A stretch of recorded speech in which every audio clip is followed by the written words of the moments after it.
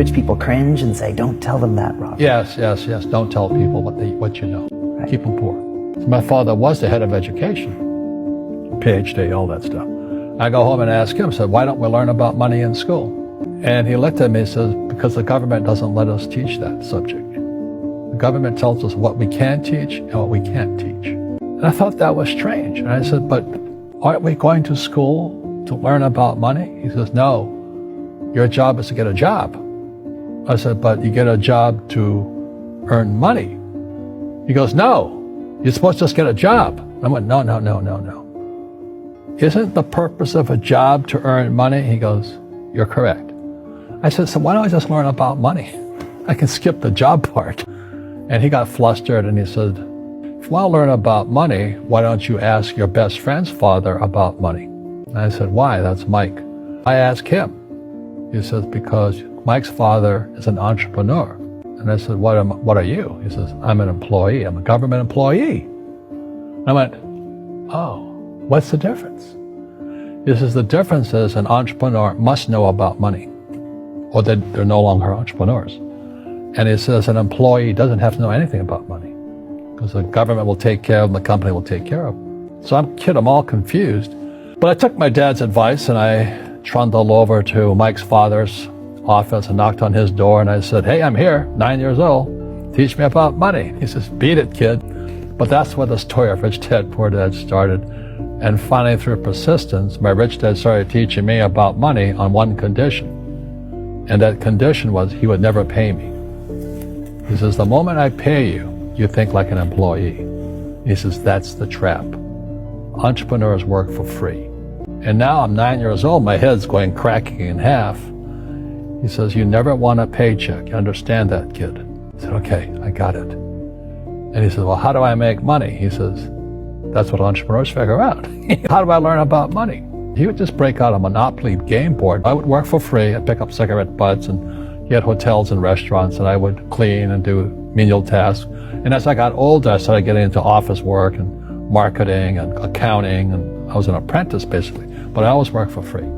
And he would teach me about money. But the way he taught me about money was playing Monopoly. And finally one day I got upset. I said, well, when are you going to teach me about money? He says, what do you think we're doing?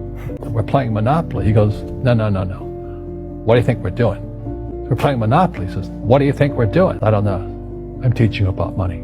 And then that's when, you have one greenhouse. He says, there's many formulas for great success in money. There's thousands of them. But one of the best ones is found on the game of Monopoly. It still is today. 4 greenhouses, 1 red hotel. I said, what? He says, one of the greatest ways to acquire great wealth is playing Monopoly in real life. 4 greenhouses, 1 red hotel. Is that all there is? He goes, that's it. And he says, what do you think I'm doing? And I went, I don't know. Then he took me out and he showed me his greenhouses. And 10 years later, when I was 19, I was now in school in New York, and I come back to Hawaii, and Rich Dad had bought the biggest piece of land smack dab in the middle of Waikiki Beach. And when you go to Waikiki Beach today, you'll see the Hyatt Regency Hotel. That was his hotel. Just like the game of Monopoly. Just like the game of Monopoly. Acquired assets and they became bigger assets. He just kept what's called an assemblage, because that property wasn't that big at the time. So he had to buy out all the small guys. Because Waikiki was a little dirt water little town. So he'd buy out this shop owner and buy that shop owner. And it took him a while, but he finally assembled this large piece of property. And then he and Hyatt put up this giant hotel. It just sold for $800 million. So that's how I learned about money. I've had financial crashes. I've had people stab me in the back, but they're all good because I grow from it. That's spirituality. Right. People who are afraid of making mistakes, like they teach in school, they don't ever grow, because spirituality is there's good and there's bad, there's right and there's wrong, there's up and there's down. Most people only want to be right. They only want to be positive. Well, you can't have that. That's not reality. Well, I wasn't poor by most people's standards, but I came from a family with a poor attitude, if you know what I mean. Because rich, poor, middle class, poverty starts with a fundamental attitude. Poverty is passed on. It's taught in your families. And middle class is taught in families. And so the people right now who are sitting at home, who are struggling financially or worried about money or unhappy, they may be making a lot of money, but unhappy with what they're doing, it was probably taught to you. You know, your superego was taught, get a job, work hard, or you'll never be rich, or the rich are evil, or whatever. The school system will never teach you about money. The school system was designed to teach you to be an employee, which is important, or a doctor or a lawyer, a specialist, but never about money. And what most people lack is real business knowledge, like accounting, like debt, like taxes. You got to know that stuff, but they don't teach it in school to anybody. So, and then when people ask me, how did your rich dad learn this when your poor dad, a PhD, didn't? And the answer is very simply, my rich dad was my best friend's father. His father died when he was 13. So his rich dad had this family business at 13 to run. So he had to drop out of school, which was his blessing. There's blessings, and sometimes the blessing doesn't look like a blessing, but it turned out to be a blessing. And then his teachers became his bookkeeper, his accountant, his attorney, his banker, his real estate agents. So he has what I call real teachers, not these fake teachers in school. You see, most teachers in school, they're out of ethics. They teach subjects they themselves don't practice. I asked the teacher, I said, I'm in my third year of calculus now. It was called strength of materials. I said, am I ever going to use this stuff? He goes, no. I said, why do you teach it? He says, because I get paid. I said, do you ever use it? He goes, no.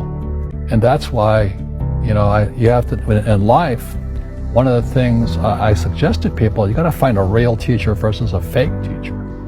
And a fake teacher is somebody who doesn't do what they teach.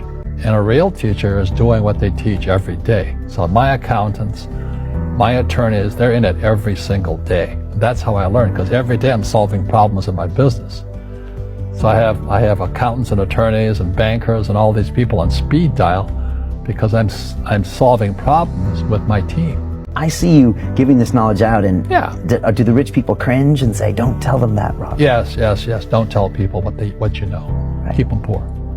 But, unfortunately, the poor, as was in the Bible, I'm not real religious, the poor will always be amongst us because it starts up here. Right. It's that fear mentality. It's in their words, and the words become flesh. Again, I'm not really religious. I flunked out of Sunday school also. But when they say I can't afford it or I can't do that, they go down. They become what they say. My PhD daddy says, what do you think I am, made of money? I can't afford that. And my rich dad would say, that's why he's poor. Poor people say, I can't afford it, I can't do that, I don't have time. Because it's an escape. It's an escape. You know what I mean? It's easy to say, I can't afford it. And your rich dad used to say what instead of, I can't afford it? How can I afford it? How can I do that? What would it take? Or why should I do that? He says that a question opens the mind, a statement closes the mind. See, when you say, I can't afford it, your mind shuts down and you become what you say. Rugby is a team sport, but so is soccer. The rules are different. And other people are golfers. They play by themselves. And so everybody's different. So my game financially is business, number one. Second is real estate. So what I say to young people is, you find your game.